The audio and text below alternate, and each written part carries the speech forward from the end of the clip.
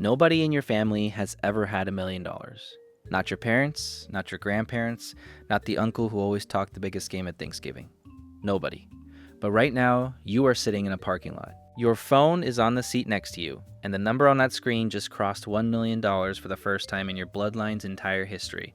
You expected to feel something massive, a rush, maybe tears. Instead, the parking lot is quiet. The engine is off. And you realize that this moment does not look anything like what you imagined it would look like when you were 12 years old, watching your mother count grocery money on the kitchen table. This is not a story about luck. This is not a story about a viral moment or a crypto windfall or being in the right room at the right time. This is the story of what actually happens when someone from nothing decides to become the first. What it costs, what it changes, and what nobody warns you about before you get there. Stay with me. Because if this is the path you are on, or the path you want to be on, what I am about to walk you through will hit differently than anything else you have heard on this topic. Before we talk about the million, we have to talk about where you started, because the first millionaire in a bloodline does not start from zero. They start from a negative number they did not choose. You grew up watching money work against your family, not because your parents were careless, but because nobody ever taught them the rules of the game. Your father worked harder, and somehow, at the end of every month, there was still less than enough. What you inherited was not money. What you inherited was a set of beliefs about money, that it is hard to get, that people like you do not keep it, that wanting more than what you have is somehow disloyal to the people around you. You learned early that ambition was suspicious in your neighborhood, you saw what happened to the people who tried and failed publicly, and you quietly filed that away as evidence that the ceiling was real. Here is what nobody told you at the time. The ceiling was not real. It was inherited. And inherited ceilings can be broken. But first, you have to see them for what they are. The first step to becoming the first millionaire in your bloodline is not opening a brokerage account. It is diagnosing the money beliefs you were handed before you were old enough to question them. Because those beliefs will fight you every single step of the way if you do not name them first. There is always a moment. It looks different for everyone, but it is always there. For some people, it is a late shift at a job they hate, running numbers in their head and realizing they have been studying a business model without knowing it. For some people, it is a medical bill that arrives the same week as a rent notice. For some people, it is watching someone else, someone who does not seem smarter or more talented, build something real. The moment is not inspiration, the moment is a decision. A quiet, private, almost unremarkable decision that you make somewhere between exhausted and angry. You decide that the story you were handed is not the story you are going to finish. And then the very next morning, nothing looks different. Your bank account is the same, your job is the same, the people around you are the same, the decision does not immediately change anything external. What it changes is your filter. You start seeing the world differently. Every dollar becomes a question, every hour becomes a choice. Every opportunity gets evaluated against a new standard. This is also where the loneliness starts. Because the people closest to you did not make the same decision. They are not wrong for it. They are just on a different path. And you will begin to feel the distance before you can explain it.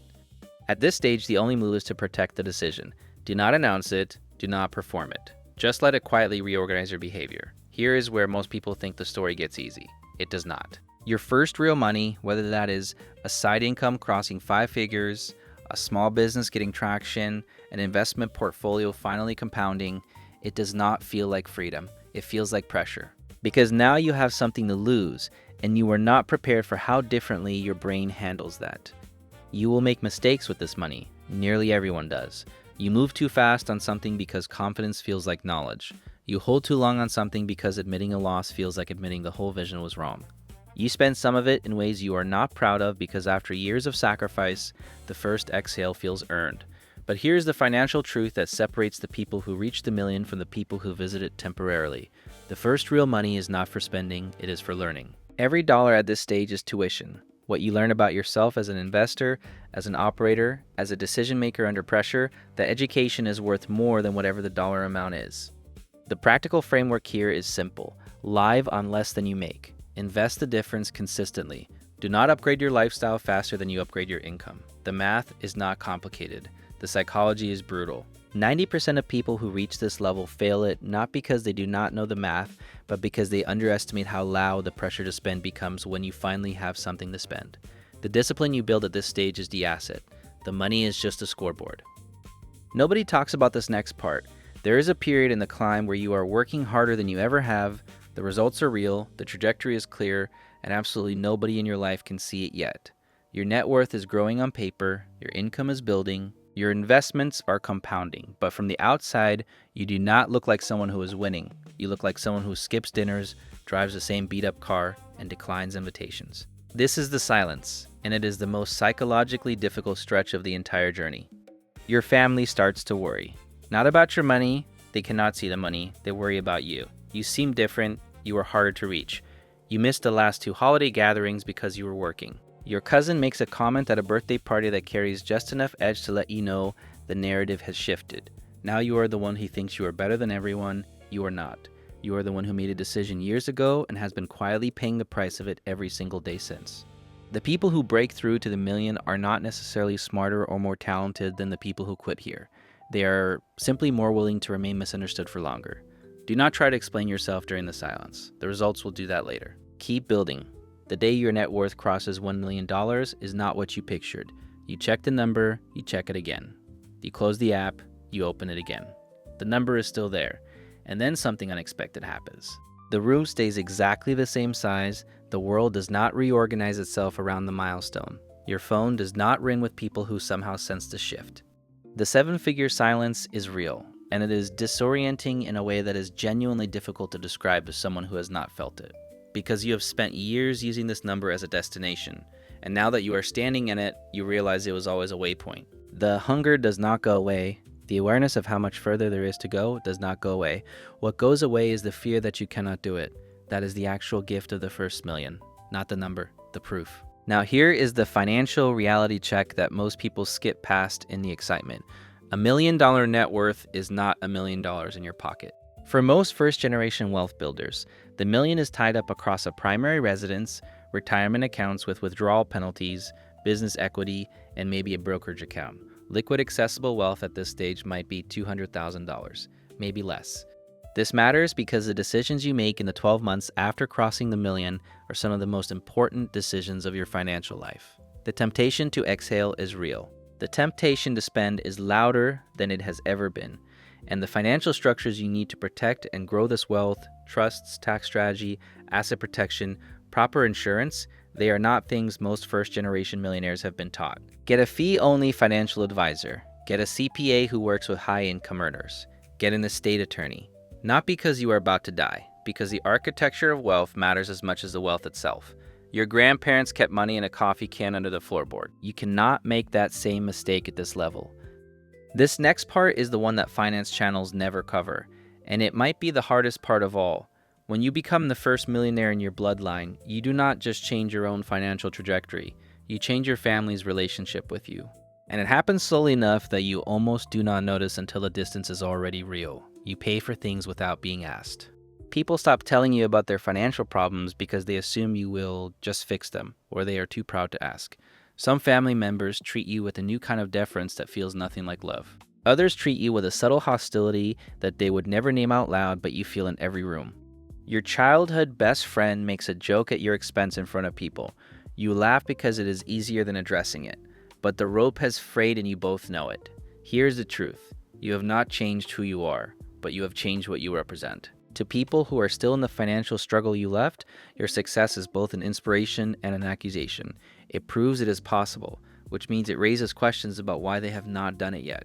Most people cannot hold both of those feelings at the same time without it affecting the relationship.